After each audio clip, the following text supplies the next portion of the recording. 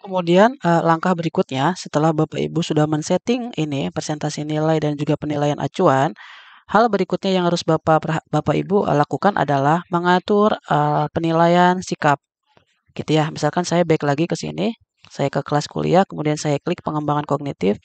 Nah, Bapak Ibu di sini kalau lihat di kolom ini ya, ini sudah otomatis berubah gitu ya. Otomatis berubah bahwa yang tadi sudah kita setting. Tapi di sini dalam atur presentasi nilai ya ada muncul atur sikap di sini gitu ya, yang warna biru ini dan ini pun bisa dirubah gitu ya. Coba saya klik. Nah, di dalam atur sikap ini gitu kan, ada beberapa kategori atau kategori karakter gitu ya, atau penilaian indikator sikap. Yang default atau yang settingan permanen atau default dalam gridnya ada 3, yaitu penilaian sikap disiplin, tanggung jawab, dan juga kreatif. Nah, Bapak Ibu seperti biasa, seperti apa yang sudah dilakukan pada penilaian presentasi di awal, bahwa wajib untuk men-setting disiplin berapa bobot presentasinya, tanggung jawab berapa, kreatif berapa, gitu ya. 3 poin ini yang wajib setiap dosen, seluruh dosen sama gitu ya.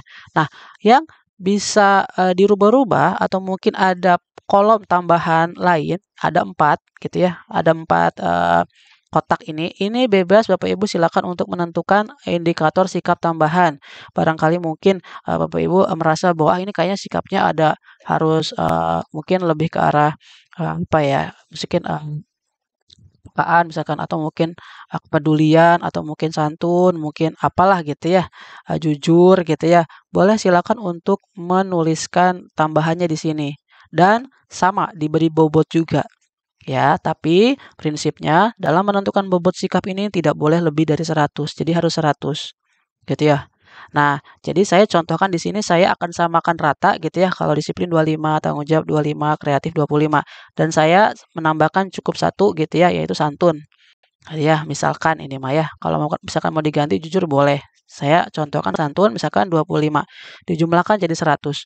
Oke. Nah, jadi kalau saya ketik di sini misalkan 30, ya ini akan berubah tuh jadi 105 ya. Jangan 105 karena kita persentasinya dalam 100 sehingga ini 25.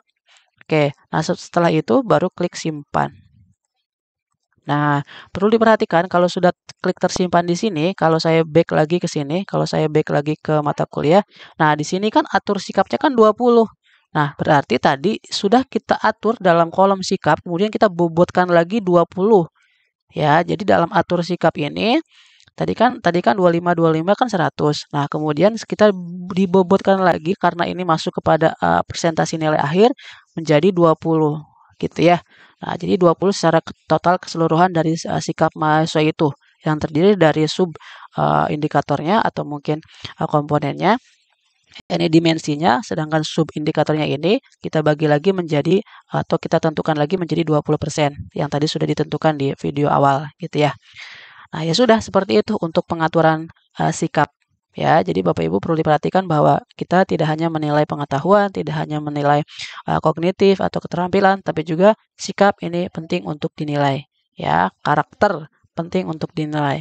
Nanti mungkin rubriknya seperti apa ya nanti bisa dilakukan dengan menggunakan pengamatan selama proses pembelajaran. Apakah memang mahasiswa ini tertib, apakah disiplin atau seperti apa. Tentunya para dosen sudah memiliki catatan terkait dengan mahasiswa ini seperti apa, seperti mahasiswa itu kayak gimana, performanya seperti apa gitu ya. Bisa kelihatan. Bisa nanti dalam pengaturannya pun langsung dituliskan di video berikutnya nanti saya akan jelaskan. Oke, terima kasih.